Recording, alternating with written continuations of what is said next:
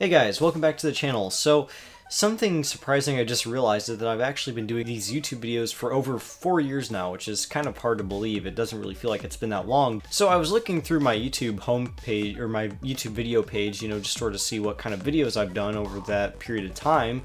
And I saw a lot of restoration videos, and they are some of my favorite to make, I'll be fair, but the reason I brought it up is because over all those different videos, each of them has taught me several tips on how to improve my troubleshooting skills and just how to certain common things that can go wrong with certain computer models and just computers in general.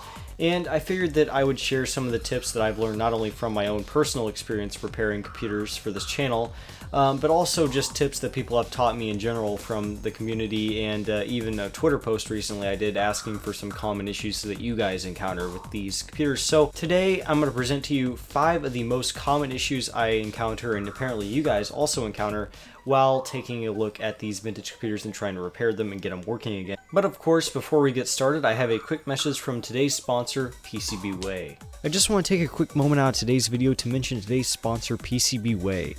PCBWay now provides a whole host of PCB prototyping services, including rigid flex PCBs, surface mount stencils, and even assembly of your boards, as well as prototyping services such as 3D printing, sheet metal fabrication, CNC machining, injection molding, and even OEM manufacturing. So if you happen to be in need of printed circuit boards or other prototyping services for your project, be sure to give PCBWay.com a try. And now back to the video.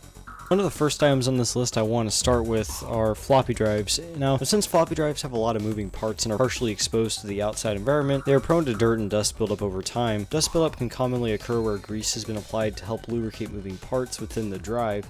This is commonly seen in vintage Macs with auto-ejecting style drive mechanisms, and it's always a good idea with these computers to disassemble these drives, clean them, and reapply lubricant, which, by the way, I will have another video coming out on soon that will go more into that process in more detail. Another common issue that can happen over time with lots of different drive models is that the actual read and write head of the floppy drive can get gunked up with residue. This can affect the drive's ability to read disks and even damage disks if you're unlucky enough. Solving this issue is usually pretty simple. If you have a drive that reads from both sides of the disk, like in a Macintosh with an 800K drive or later, or most PCs with 3.5-inch drives, you can simply insert a special cleaning disc into the drive and spin it a few times. However, if you have a single-side drive like an Apple II or Commodore drive, or even an early Macintosh, you shouldn't use the cleaning disc as they can actually damage the felt pad that presses against the disc. My default method for cleaning drive heads is simply to take a Q-tip with rubbing alcohol on it and wipe down the drive heads, and this is what I've done so far to solve these issues. Loose solder joints, bad cables, and loosely installed integrated circuits are another common issue in some vintage computer models.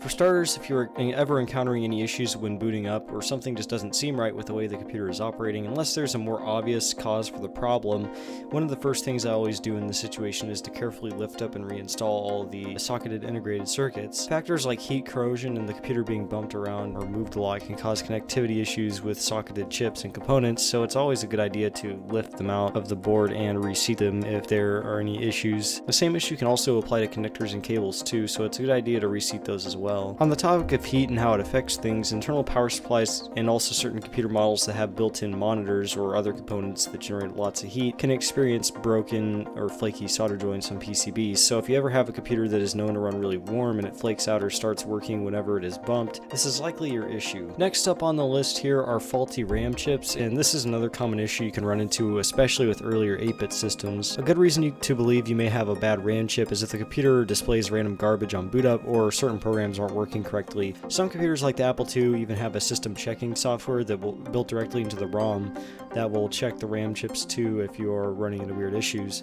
A lot of these issues can indicate you may want to try reseating socketed chips as well. Next up is probably one of the most pressing issues if you're trying to repair one of your vintage computers or keep it working, and that's leaking electrolytic capacitors or batteries. In the case of batteries, if you experience a leaking battery in one of your computers, you're probably not going to need me to explain to you how to look for that, as the resulting symptoms are not too subtle to say the least, and typically will require a new motherboard if the battery is installed there and has had long enough time to cause any major damage. However, if you're dealing with the leaking electrolytic capacitors, the symptoms are typically a little bit more subtle depending on how bad your board or power supply is.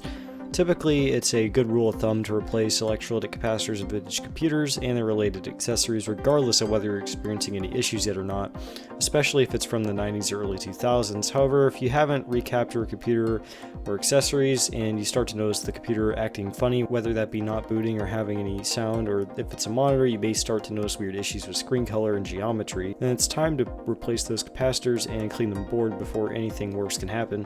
The final item on this list that you may run into can also tie itself in with some of the other issues, especially leaking capacitors, and that's incorrect voltages on certain parts. As with the last issue, if you notice the computer not booting correctly or displaying garbage in the screen or any other weird issues like that, it's a good idea to check and make sure that's outputting the correct voltages to each of the various parts. Often what can happen if you've had leaking capacitors on a power supply or analog board is that you will run into incorrect voltages like these.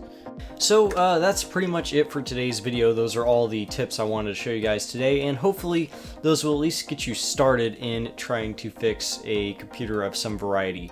Of course, all these vintage computers have their own sort of nuances and specific issues, so if you're really planning on repairing one specific type of computer, you're going to have to do your own research to determine what are the common issues with those computers, and that should help you too. But I figure these are just some general tips that should help you if you are planning on doing this in general across multiple different types of computers and stuff, and just good things to check to improve your troubleshooting skills and to be able to get more of your stuff working if you are kind of stuck and don't know where to go with it. So hopefully some of these tips were helpful to you if you are actually trying to repair a computer, and with that said, if you're new here, be sure to click the subscribe button. I also have a Patreon page, so if you're interested in exclusive behind-the-scenes videos or early access to my current content, or also a spot in the beginning or ends of the videos, wherever it ends up going, be sure to check out my Patreon page and support if you'd like to. Of course, I'm not forcing you guys to, but if you're interested, be sure to consider that. Anyway, with that out of the way, I want to thank you guys all for watching this video, and I'll see you guys all next time.